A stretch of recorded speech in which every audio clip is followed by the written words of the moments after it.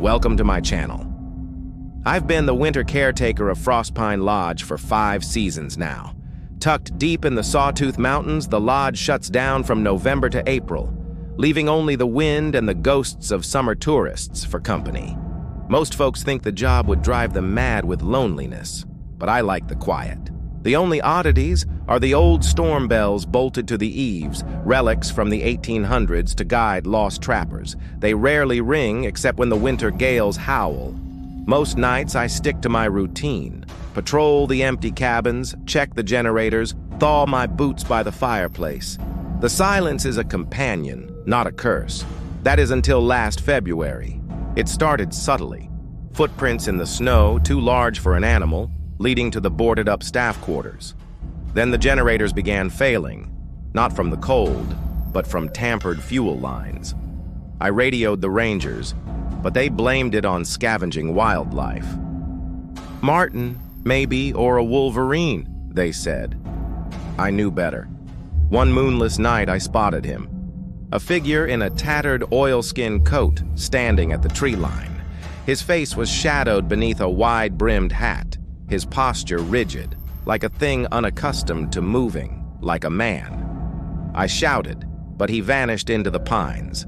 I told myself it was a hermit, one of those survivalists who haunt the wilderness. But hermits don't leave no tracks. The next week, the storm bells began ringing at 3 a.m., not the wild clangs of wind, but a slow, deliberate toll.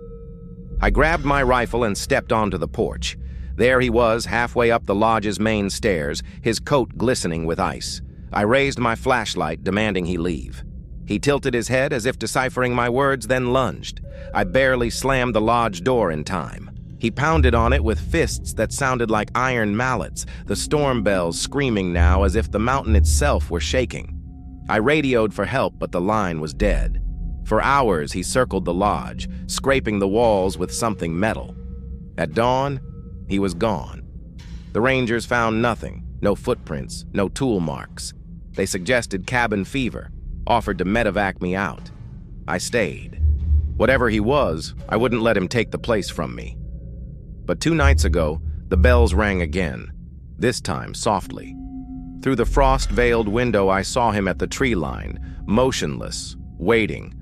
The generators hummed. The locks held. Yet in the morning, a single storm bell lay in the snow, its rope cut clean. I keep it on my desk now. A warning, a challenge. The rangers insist it was the wind. But I know what I saw. Up here, the cold isn't the only thing that bites. Some doors shouldn't be opened, and some winters remember. I'll finish my season. But when the thaw comes, I'm burning that bell and praying whatever wears that coat doesn't follow me home. That was a creepypasta written by a user on Reddit. Do you have any creepy winter stories you can share? Maybe something that happened to you or something you heard while you were out working or traveling? Share your story with us and you might hear your story read on the podcast.